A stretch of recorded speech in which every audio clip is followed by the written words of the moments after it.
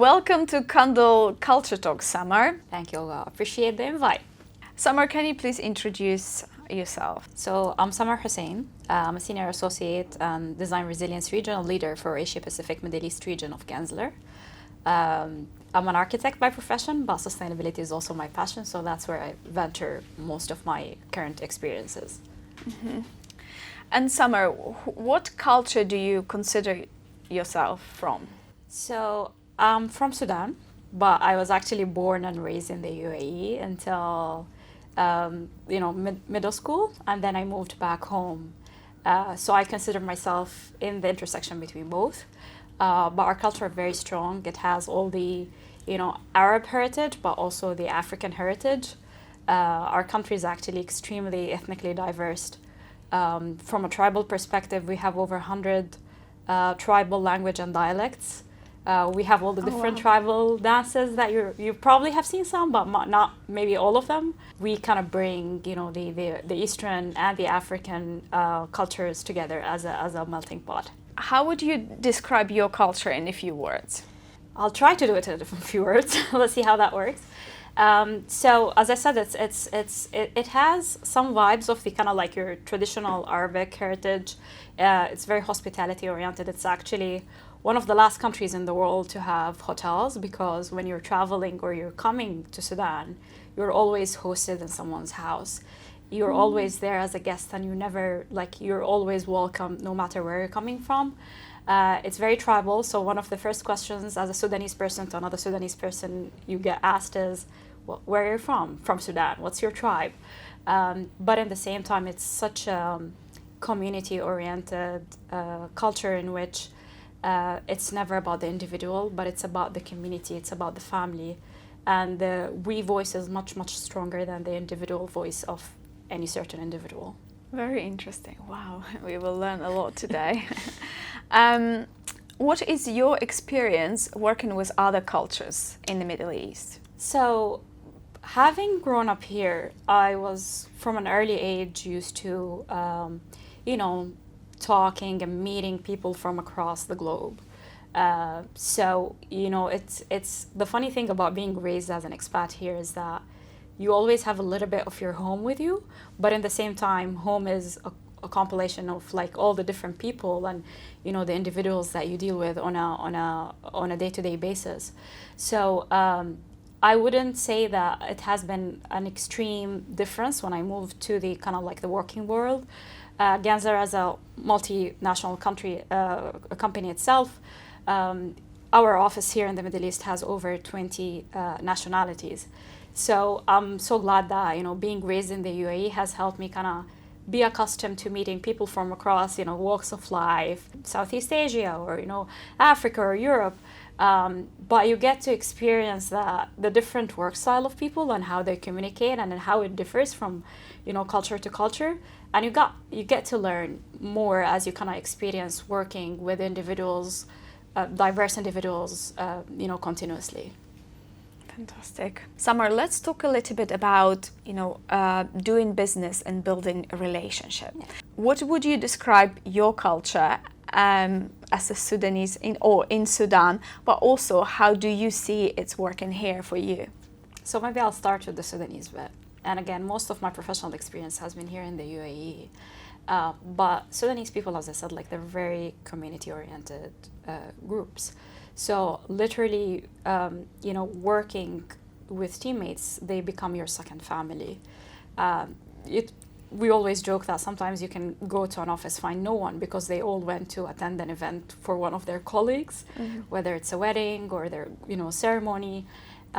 So there is definitely much more focus on building that relationship and that connectivity between people beyond the meeting room. In fact, most of the discussions and most of the business is being conducted outside the meeting room. So when it comes to the meeting room, it's all about the formalities and the end of it. You need to establish that trust with the people that you're working with before you get to a point where you're making decision points. What I would say that here in the Middle East, you get a mixture of both, right?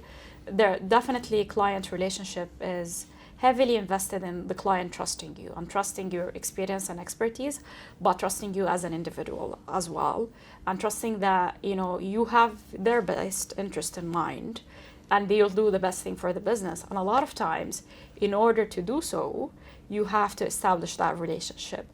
For one, I always feel like I need to connect with someone personally before I can make a judgment how they are, even from a professional standpoint. And a lot of clients in the Middle East like this. But again, because we work globally and we work, with different types of clients, you meet the contract-based kind of relationship, and you also meet the, let's have a coffee, let's meet for lunch before we actually build up a project or, a pursuit. Mm-hmm. So do you feel that you adapt your style according, like you try to kind of realize what person is more like gravitating towards what culture? Yeah, absolutely. And I feel like, you have to meet where the other person is, right? And you have to respect the way that they approach business, but also how they approach.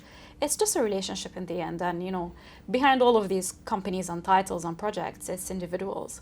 So building that sense of trust is very critical to actually establishing a long-standing relationship. Very interesting. Samar, let's talk a little bit about leadership and hierarchy. How do you see your leadership style? Or maybe some leaders that you've been inspired by, and what do you see is working for you and for your team? Well, honestly, when I first started leading teams, I struggled with exactly what you're saying right here, because I felt I am projecting a lot from my own style and personality when I'm dealing with the team. And eventually I realized that you need to meet your team members where they are and understand that your communication style and tone and your direction needs to change depending on who you're working with. For example, as I said, we work across the globe, but we also work with an extremely global team. So your approach with certain team members might be more assertive and more directive in terms of, giving clear description of what the intent and the goal is. Other team members and other teams might not need that. They just need to understand what's the aim, right? And they will take care of the process, the goal that you have in mind. So I think as a leader, it's very important to understand each one of your team members. How do they approach work? What's their communication style? What level of input they would need from you, and actually adapt your messaging across, while still making sure that you're not coming off as authoritarian, right? That you're not necessarily showing as the boss, but you're there to support and actually give, your full self to the team. And did you come across leaders like that? Yes, I have been lucky, and I think that's one of the reasons why, as I kind of grow professionally in my career, you start to learn, you start to pick up, the things that you want to, like the skill set that you want to pick up, and you start to realize things that you want to work on, or things that was like, yeah, maybe if I was in that person's position, I will do this thing differently. So really across the year, I've been lucky enough that I continue to observe leaders and continue to observe behaviors and analyze which ones I want to adopt and which ones that are like, no, actually, it's better off doing the other way of looking at that. So, just working with a global team really opens your eyes that there's never one way to do things. There's always different messaging, different processes. And in order to allow innovation is such a strong requirement in our profession, in the design industry, that you need to have a level of flexibility and adaptability and allow room for different processes and different ideas to actually flourish. Very interesting. Okay, Samar, so I am leading a global team, and I'm really trying to understand how I can be a better leader for them. Can you please tell me and take me on that journey? How would you lead a team, and what advice would you give to me and to global leaders across multicultural teams? I just want to say, Olga, that you're doing an amazing job already. But maybe my advice would be that, literally understanding where each one of your team members are and what their cultural background is. Some team members might, be more comfortable in a one-on-one approach. And I always believe it's very important that you kind of connect with your team members as an individual. So the relationship is not purely task-based, it's not project-based, it's not based on productivity, but you're understanding them as kind of where they are, what interests them, what ticks them, right? And also understand how they want to be approached and how they want to be led. Because a lot of times we think and we lead teams the way that we think we want to be led, while other team members might have a completely different idea of what a great leader is. So sometimes having these conversations on one-on-one really helps you understand, you know, what sort of effort is expected from you as a leader, but also what motivates them, how you can actually make them go to the next level, how they can grow professionally in their career, and what does it mean for them and for the mission that you're taking, the way that they approach projects, the way that they interact with their teammates as well. You know, sometimes communications is like most of the challenges that we face in the professional world is purely related to the lack of communications and sometimes wrong communications. So once you establish a strong relationship with team members, it's much more easier for you to be understood as a leader, and you start getting, you know, nonverbal communication cues where when you have such strong ties with the team, it's no longer about what you say, but there is a message that's already understood because you've established that relationship and that tie with everyone as an individual. Thank you so much. Samar, so being this amazing regional leader that you are now, can you please give advice to a younger self, how to navigate within different cultures, how to build your career? So maybe I'll take a little bit back to how I started my journey and my professional career. So I grew up as a kid here in the UAE, but I then spent most of my teen years back home, including my university education. And I actually returned back to the UAE after graduation as any young professional eager to get, you know, job opportunity. So I started literally searching door to door. One of the very strong companies that existed in Abu Dhabi was literally 2 building blocks away from me. So I built up the courage and I was like, you know what? I'm actually going to meet them and bring myself as you know, like as an opportunity for me to join. So I literally knocked on the door and I was met by the director of that company. It's like, what do you want? I was like, I had to muster up the courage to say, I want to be an intern. And that was how I started this whole career. And the fact that I met an amazing leader who actually took me in from where I am, and that kind of like I allowed myself outside of my comfort zone in order to do something that I'm not used to from a cultural standpoint. I think if there is an advice that I would give to my younger self is, you know, don't take everything at face value. Don't think of the world the way that you were taught, like you think and you're brought up. But understand that as you are navigating global relationships and people from across cultures, communication styles are different. The way that we approach work is different. And we need to learn to adapt our styles and the way that we really carry ourselves. Sometimes you really have to push yourself outside that comfort zone.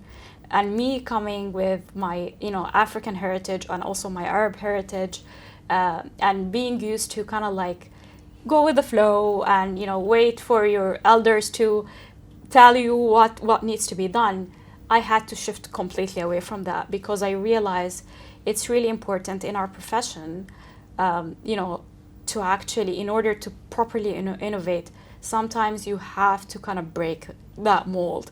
You have to be there to say, well, actually, I think we can do X and Y and Z differently. What if we do that? What if we look into this challenge that we're facing from a completely different lens? And that takes time and it takes courage to actually learn. But the biggest piece is not everyone is like you. So you need to appreciate and respect all the different cultures, all the different people that you're meeting, and take them on an individual journey with you. What I'm hearing from you, Samar, is it's all about being brave. Yeah. Push yourself out of your comfort zone to create an opportunity for yourself. Absolutely. And adapt. Yes. Be a listener, adapt, observe and adapt, and create that environment that helps you and helps also the team. And if I might add one thing to that, is through that whole process, the biggest piece is never lose your true self. Because a lot of times as we're adapting, there's a very fine line and balance between adapting and between molding yourself to something that you're not.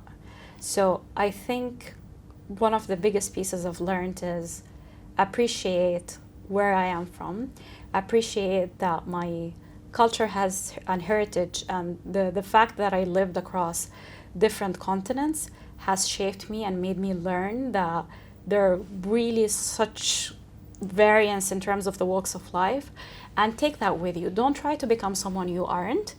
And in the same time, appreciate that whoever you're meeting in life might not have the same journey as you. So, be open to change, be open to actually, navigate the world with all the wonderful people that you're meeting across your career. Thank you so much. This is so amazing. Adapt, but always keep your authentic self and be authentic you. Absolutely. Okay. Thank you so much, Samar. Thank you for your time. Great to have you. I appreciate it. It's great to have this conversation with you as well. Thank you.